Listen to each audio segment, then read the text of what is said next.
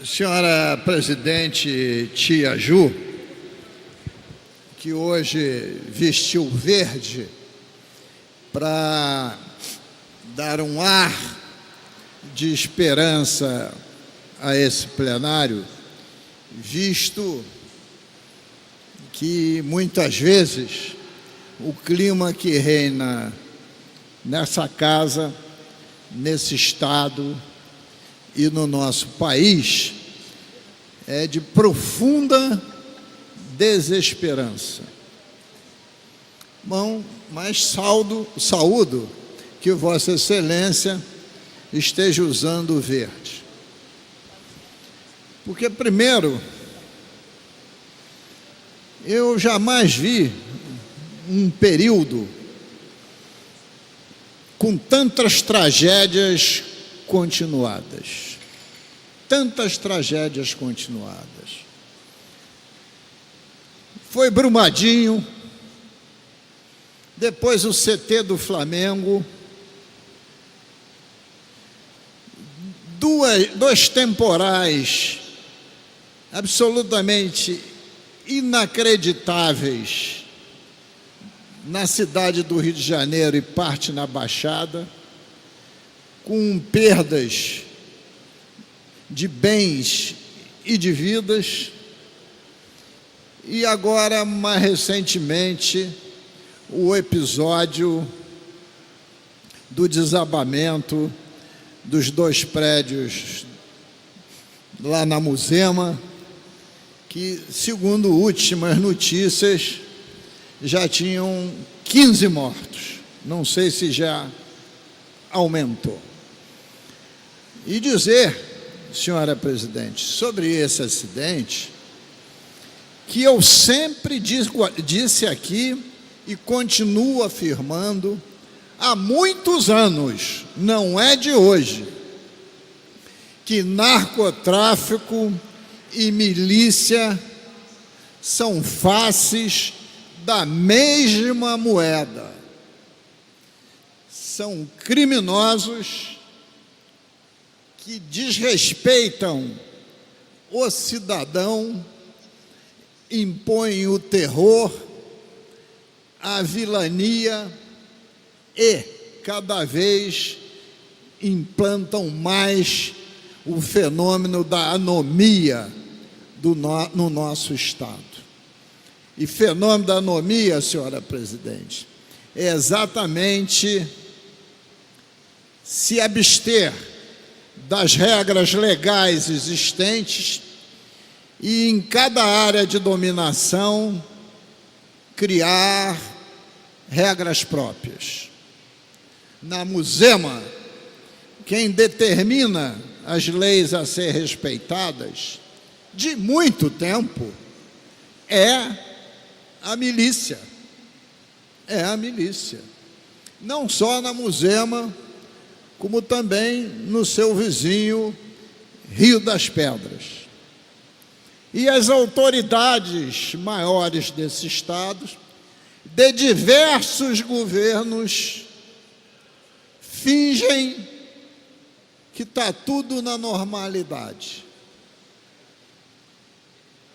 Quando era secretário de obras, entre 89 e 92, as pessoas às vezes ousavam, por causa do crescimento das suas famílias, nas comunidades carentes, fazerem puxadinhos de até 2 e no máximo 3 pavimentos. Depois dos controles dessas áreas pelas milícias, eles viraram incorporadores, fazem prédios de 10 a 12 pavimentos. E aí querem que os engenheiros e arquitetos da prefeitura da cidade do Rio de Janeiro embarguem as obras. Eles podem ir lá, e chega lá na obra e diz assim: está embargada, e entrega uma intimação. E o povo que comanda a milícia diz assim: ficamos assim combinado, tudo continuará como estava. incorporam e vendem. E as concessionárias de serviço público, vão lá, liga a água, e aí nesse caso é a SEDAI, e a Light liga a energia. Aí o cidadão, bom, eu não tenho escritura definitiva, mas faltou um documento de posse. Se tem energia e tem água, deve ser uma construção segura. E da noite para o dia, perdem tudo e muitos perdem a própria vida por ter entrado nesse engodo horripilante. Sem ir lá vistoriar, mas com uma experiência que tenho de décadas na minha profissão, posso verificar que a Muzema é um paredão rochoso com alguma vegetação.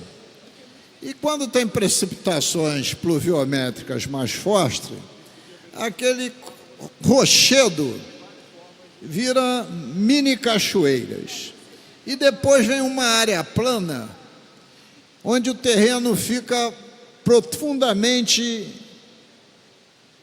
saturado de água, se constituindo num terreno de baixa resistência à compressão. Se não tiver um plano de sondagem bem feito, para definir fundações profundas, para se construir prédios de 10, 12 pavimentos, possivelmente esses prédios recalcarão e poderão desabar, o que possivelmente ocorreu. Aí dizem o seguinte: é falta de fiscalização. Mas a fiscalização, ela só pode funcionar se tiver um batalhão de polícia para interromper a obra, chegar com um equipamento pesado, isto é, trator para mecânica e caminhão, e promover a demolição antes que essas famílias comprem os imóveis. E isso acontece? Não. Os batalhões dão cobertura? Não. Muitas vezes, a justiça, que é composta de juízes e desembargadores, dão liminares para desembargar uma obra baseado no direito do cidadão, mas não numa vistoria profunda que vai examinar a estabilidade da construção. Então, queria fazer essa ressalva em cima de todas essas discussões.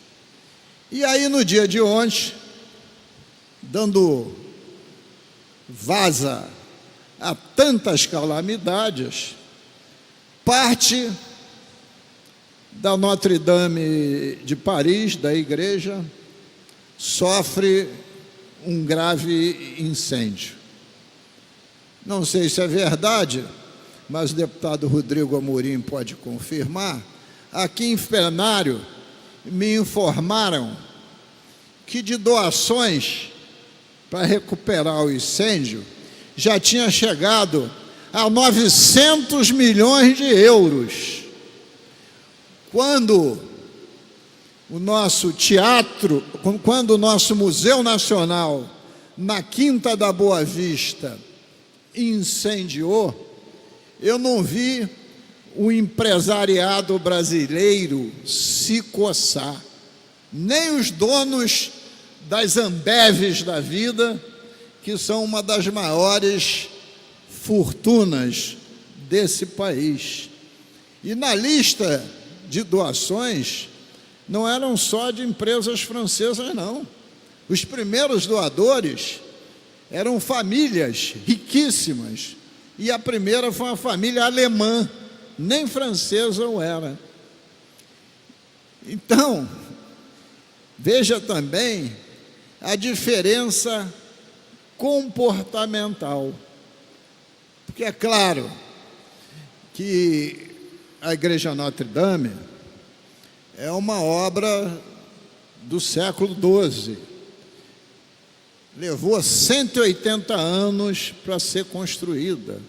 É um dos grandes monumentos votivos do globo.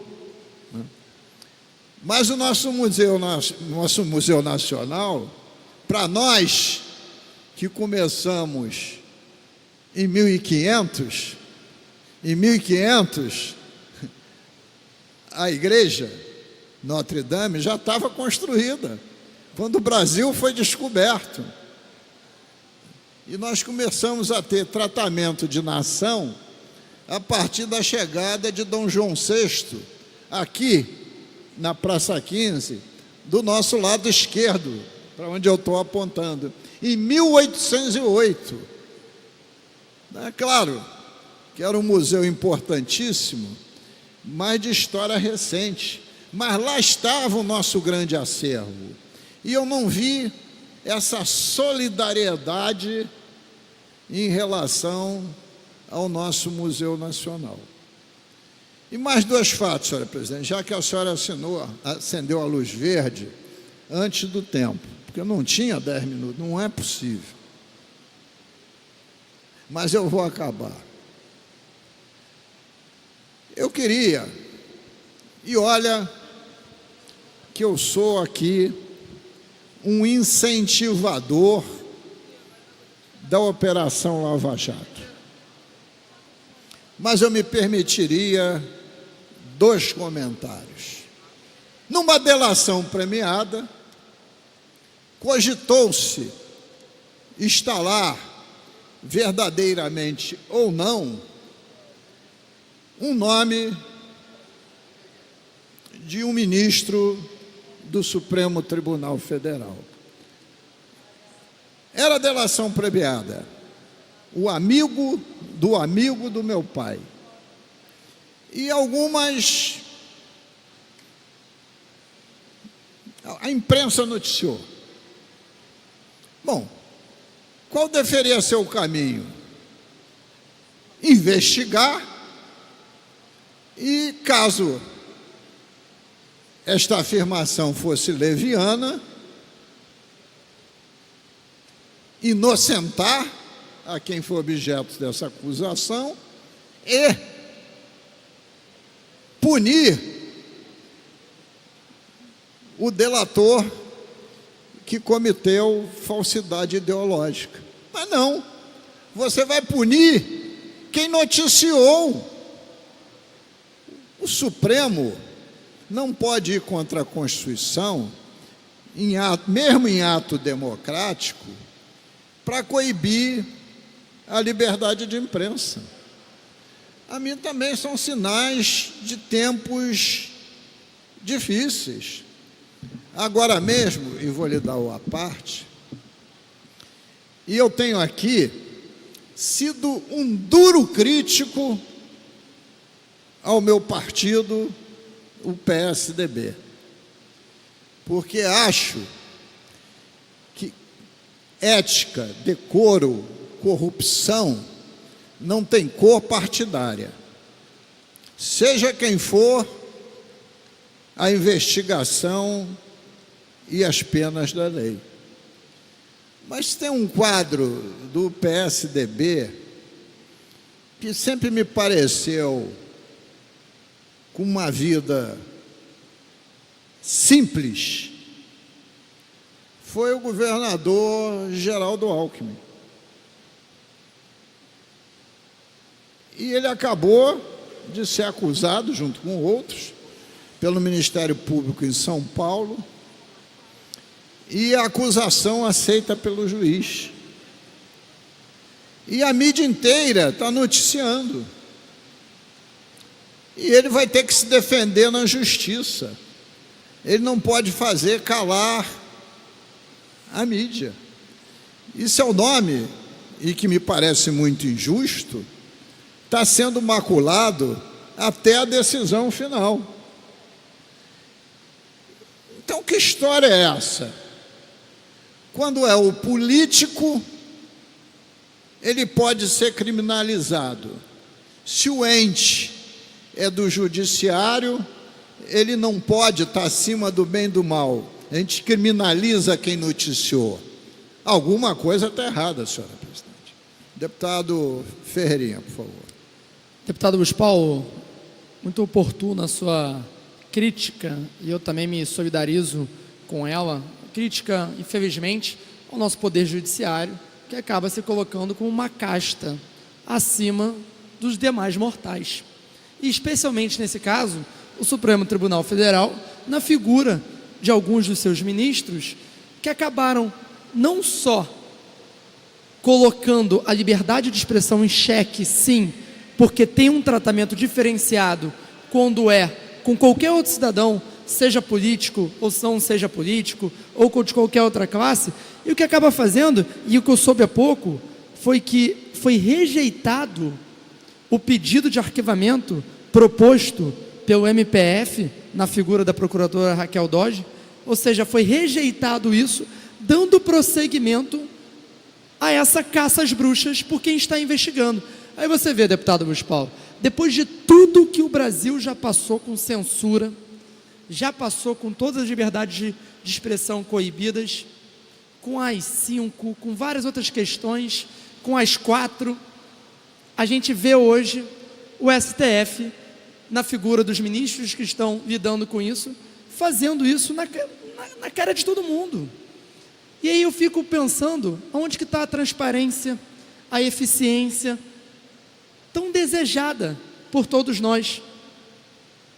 Se tem alguma coisa errada, que se enfrente isso como qualquer pessoa enfrentar. Agora, não coibindo uma investigação, e no mundo que a gente vive hoje, digitalizado, globalizado, as informações circulam. Então, assim, fica realmente aqui a minha crítica também a isso que foi, ao meu ver, um atentado à liberdade de expressão no nosso país.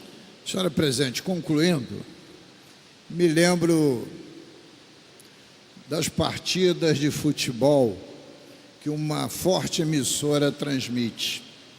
Ela diz assim: a regra é clara, a regra é clara. Qualquer um cidadão que for denunciado, arrolado, ele tem direito a julgamento e a defesa. E na defesa ele poderá ser culpado ou inocentado. Agora, nós não podemos ter uma parte da sociedade submetida ao crivo das leis e outra parte a lei não atinge. E por mais que muitas vezes a nossa imprensa cometa excessos, eu prefiro uma imprensa cometendo excessos do que uma imprensa amordaçada. Pois por imprensa amordaçada caracteriza os períodos ditatoriais. Muito obrigado, senhora presidente.